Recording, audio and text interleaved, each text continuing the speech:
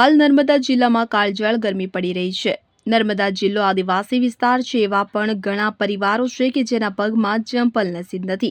જ્યારે જિલ્લાના નાંદોદ તાલુકાના માંગરોળ ગામના સેવાભાવી સામાજિક કાર્યકર નરેન્દ્રભાઈ પ્રજાપતિ દ્વારા છેલ્લા 15 વર્ષથી પગરખાની પરબ શરૂ કરાઈ છે, જેમાં જરૂરિયાતમંદોને વિનામૂલ્યે ચંપલોનું તેઓ વિતરણ કરે છે। લોકો ગરમીમાં પાણીની પરબ શરૂ કરે છે, પણ આ મહેન્દ્ર કાકાએ પગરખાની શરૂઆત કરી છે અને જિલ્લામાં અન્ય વિસ્તારમાં શાળાઓમાં, આશ્રમ શાળાઓ વિસ્તારોમાં કે જેમની પાસે ચંપલ નથી એવા વિસ્તારમાં મહેન્દ્ર કાકા ગ્રામ્ય વિસ્તારોમાં જાય છે અને વિનામૂલ્યે ગરીબોને ચંપલનું વિતરણ કરે છે।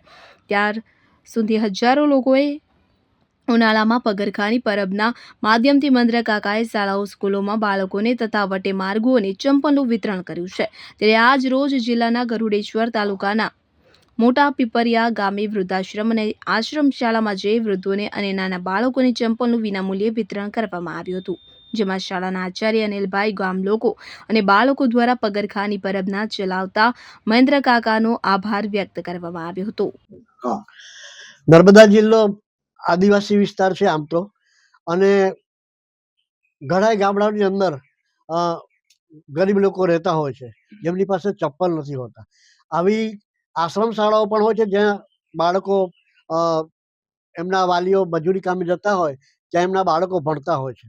આ લોકો પાસે ઉનાળાના બળબડતા તાપમાં ચપ્પલ નથી હોતા, ત્યારે મને એવો વિચાર આવે કે મારો પણ જીવ બળે કે આ જેમની પાસે ચપ્પલ નથી એમને શું વેદના થાય। તો મારા મનમાં એવી વિચાર આવ્યો કે જગતની અંદર ભોજનાલયો હોય છે, પાણીની પરબ હોય છે, એવી આ ચપ્પલની પરબ, પગરખાની પરબ હોય તો ઘણું કામ સારું થઈ શકે અને લોકોને એની તૃપ્તિ મળી શકે। તો આજે આ પીપરિયા વૃદ્ધાશ્રમ અને પીપરિયાની આશ્રમ શાળાના બાળકોને ચપ્પલ વિતરણ કરવાનો કાર્યક્રમ રાખવામાં આવેલો। મહેન્દ્ર પ્રજાપતિ, માંગરોળ। મારું નામ અર્મિલાબેન કાલચિયાભાઈ છે। અમને વૃદ્ધાશ્રમ અને આશ્રમ શાળામાં ચંપલ આપ્યા છે મહેન્દ્ર કાકાએ। અમને ઉનાળામાં પહેરવામાં બહુ કામ લાગશે, એમનો અમે સૌનો આભાર માનીએ। ડુબીલ અર્મિલાબેન કાલચિયાભાઈ।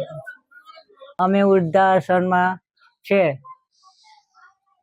આ મહેન્દ્ર દાદા અમને ચંપલ આપવા આવ્યા છે, ઉનાળામાં ચંપલ આપવા આવ્યા છે, અમે એમનો આભાર માનીએ છીએ। 2 વર્ષથી વૃદ્ધાશ્રમમાં 2 વર્ષથી રહું છું, બધું અહીં સરસ છે। આ ચંપલો અમને આપશે તો અમારે બહારગામ જવું હોય તો અમને કામ લાગશે। આ મહેન્દ્રભાઈનો આભાર। તમારું નામ? મીનાબેન કનોજભાઈ પટેલ। 15 વર્ષથી મેં રહું ચિંગારી। આ મહિના દાદા અમને દર વર્ષે ચંપલ આપી જાય છે ને અમે એમનો ખૂબ ખૂબ આભાર માનીએ છીએ। આ ચંપલ પહેરીને અમે પ્રવાસમાં જઈએ છીએ। દીપક જગતાપ સાથે Rajpipla. Bureau report, CN24 news. હવે જુઓ દેશ દુનિયાની તમામ ખબરો તમારી આંગળીના ટેરવે।